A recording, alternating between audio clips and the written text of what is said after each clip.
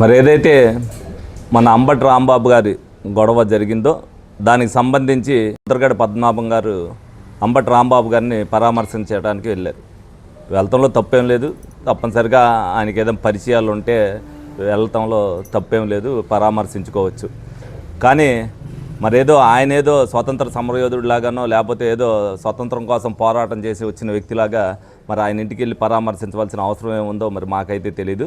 సరే, పరామర్శించిన తర్వాత మరి కులం గురించి అంటే కాపు కులం గురించి మరి మాట్లాడటం జరిగింది. ఏదో తెలుగుదేశం పార్టీ ఆయన కుటుంబాన్ని అణిచేసిందంటే ఈయన మీద కూడా అక్రమ కేసులు పెడుతున్నారని చెప్పారు.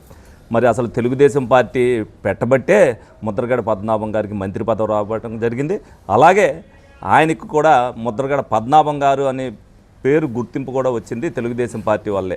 ఆయన అలిగి మానేసి వెళ్ళిపోయాడు. తర్వాత కాంగ్రెస్ పార్టీలో మళ్ళీ ఇందులో మినిస్టర్ చేశారు కాబట్టి అందులో మినిస్టర్ చేశారు.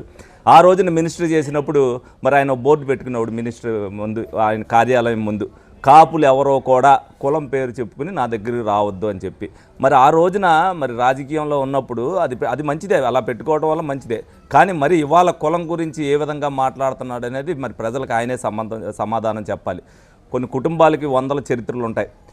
ఆ చరిత్రను పాడు చేసుకోకుండా ఉంటే ముద్రగడ పద్మనాభం గారు మంచిది. ఇప్పటికే చాలా ఆయన ముద్రగడ అన్నది పాడు చేసుకున్నారు. ఎందుకనంటే వాళ్ళ తర్వాత తరం వాళ్ళకి ఇక ముద్రగడ గారి గురించి చెప్పుకోవాల్సిన అవసరం ఏముంది? ఎందుకంటే ఈయన చేసిన పనులకి ఆయనకున్న విలువ పూర్తిగా పోయింది. మరి ఈయన ఇప్పుడు కులం గురించి ఎత్తున్నారు.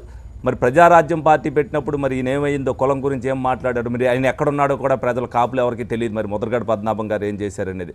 అలాగే 2019 నుంచి 24 వరకు వైసీపీ గవర్నమెంట్లో మరి కాపుల కోసం ఏం ఉద్యమం చేశాడో, మరి జగన్మోహన్ రెడ్డి గారు అక్కడికి వెళ్ళి మాట్లాడినప్పుడు కాపుల గురించి రిజర్వేషన్ ఏమని అన్నప్పుడు మరి ఈయన ఏం మాట్లాడలే. అప్పుడు ఏంటంటే ఇంట్లో కూర్చుని ఏమి మాట్లాడుకోకుండా కూర్చున్నాడు.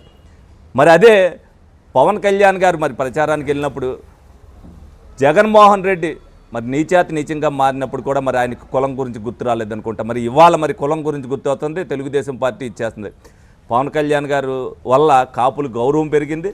చంద్రబాబు నాయుడు గారికి కాపులకి మంచి గౌరవం ఇచ్చి అందరికీ కూడా ఉన్న స్థితిలో పెట్టారు. చంద్రబాబు నాయుడు గారు ఏమి నిన్ను గొడవకి వెళ్ళమని చెప్పలా, నిన్ను బూతులు తిట్టమని చెప్పలా.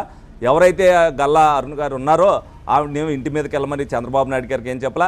ఆవిడికి బాధేసి మా నాయకుడిని అలాగ అన్నారన్న ఉద్దేశంతో ఆవిడ ఇంటి దగ్గరికి వెళ్ళటం జరిగింది. ఇతను మాట్లాడిన దానికి నేను పొరపాటున అలా మాట్లాడానని చెప్తే అంబటి రాంబాబు గారు ఇబ్బంది లేకుండా ఉండేది. ముద్రగడ పద్మనాభం గారికి ఒకటే సలహా ఇస్తున్నాం, మీ వల్ల కాపు కులంలో ఉన్న వాళ్ళందరూ చాలా ఇబ్బంది పడ్డారు, అనేకమంది కేసులు పెట్టించుకున్నారు. ఇవాళ కాపులు శుభ్రంగా ఉన్నారు. మీ వల్ల అన్యాయం అయిపోయిన కాపులు కూడా ఇవాళ కొద్ది సంతోషంగా ఏదో శుభ్రంగా బతుకుతున్నారు. మీరు ఆ బతికే విధానాన్ని కూడా పాడు చేయొద్దని చెప్పి కాపు కులస్తులుగా మేము కూడా చెప్తున్నాం. టీడీపీ తరఫున తప్పనిసరిగా ఏదైతే ఉన్నదో మీరు ఉన్నట్టు వాస్తవం మాట్లాడితే మీ గౌరవం కూడా పెరుగుద్ది. ఉన్న గౌరవాన్ని కూడా పాడు చేసుకోవద్దు. అలాగే మీరు ఇప్పుడు కాపు కులం గురించి కూడా మీరు మాట్లాడటానికి ఎందుకు లేదంటే, మీరు తెలుగుదేశం పార్టీ అధికారంలోకి వస్తే నా పేరు ముద్రగడ పద్మనాభ రెడ్డి అని పెట్టుకున్నానని చెప్పారు. మీరు రెడ్డి అయిపోయిన తర్వాత ఇక కాపుల గురించి ఏం మాట్లాడతారో మాకైతే అర్థం కావట్లేదు. శుభ్రంగా వాళ్ళ పవన్ కళ్యాణ్ గారు వాళ్ళు అవ్వచ్చు, తెలుగుదేశం పార్టీ చంద్రబాబు నాయుడు గారు, పవన్ కళ్యాణ్ గారు ఉన్న కాపులందరం కూడా అన్నదమ్ముల్లాగా ఒక కుటుంబ సభ్యుల్లాగా ఉంటే మళ్ళీ మీరు చిచ్చు పెట్టి అనవసరమైన మాటలు మాట్లాడి మీరు ఈ కాపులందరినీ కూడా పాడు చేయొద్దని చెప్పి సందర్భంగా విన్నవించుకోవడం జరుగుతుంది.